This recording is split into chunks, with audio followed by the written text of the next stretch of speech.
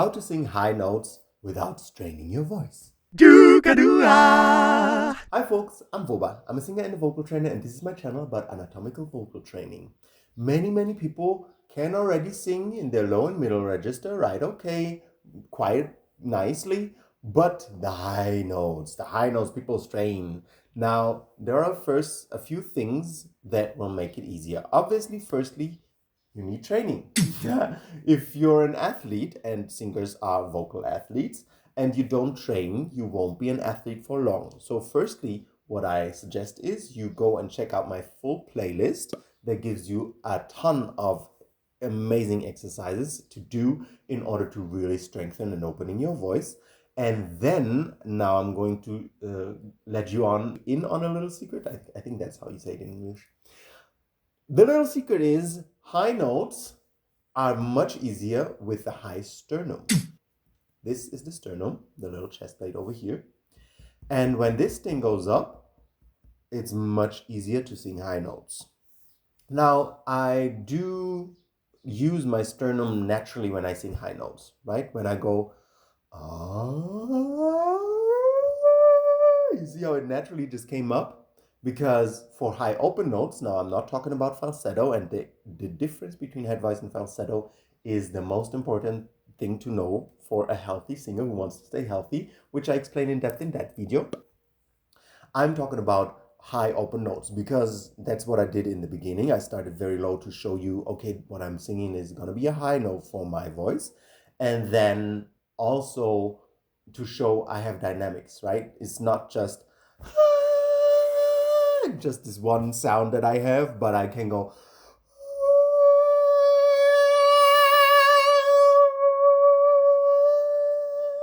I can really play around with that note, even though it's pretty high in my range.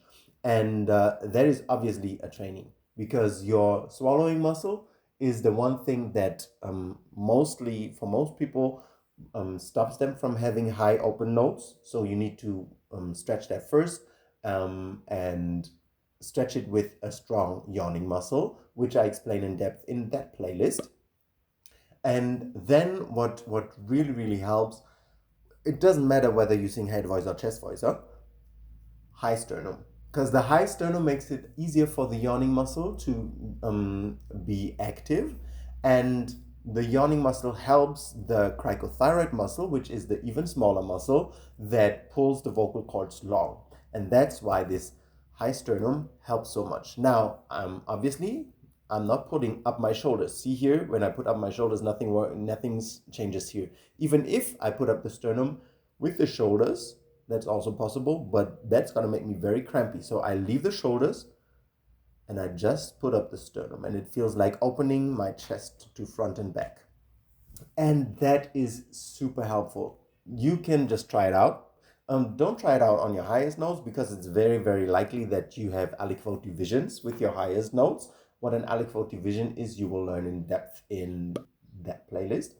But do it like on a middle high note, right? Like without the high sternum, I bet you wondering how I knew. With the high sternum, I bet you wondering how I knew. It just makes everything easier. You know, everything goes a bit more relaxed, a bit more open with this high sternum. Try it out and let me know in the comments what you experience.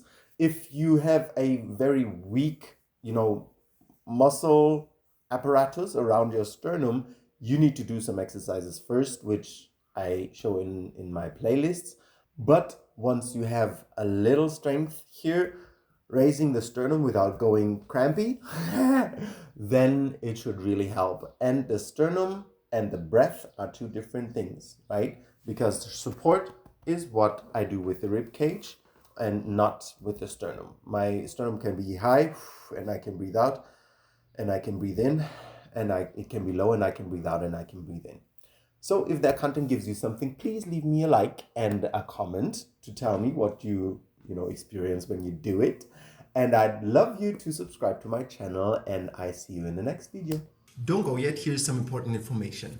If this is all a bit out of context for you and you don't know quite how to put all of this together, I have created a playlist of the full anatomical vocal training, so that you understand from beginning to end you know, where it starts, why this muscle, why that muscle, because some of the videos that I'm doing out of context, they might be like, why are you doing this, right? So if you go to my channel, you will go to the playlists, and then you will find the full anatomy playlist right there, and it has everything from start to beginning, why to stretch what muscle groups, how to stretch them, why to begin there, what to do. So it's kind of like a chronological order so that you can really have a full understanding of the whole thing that I'm teaching here. So check it out. I see you over there.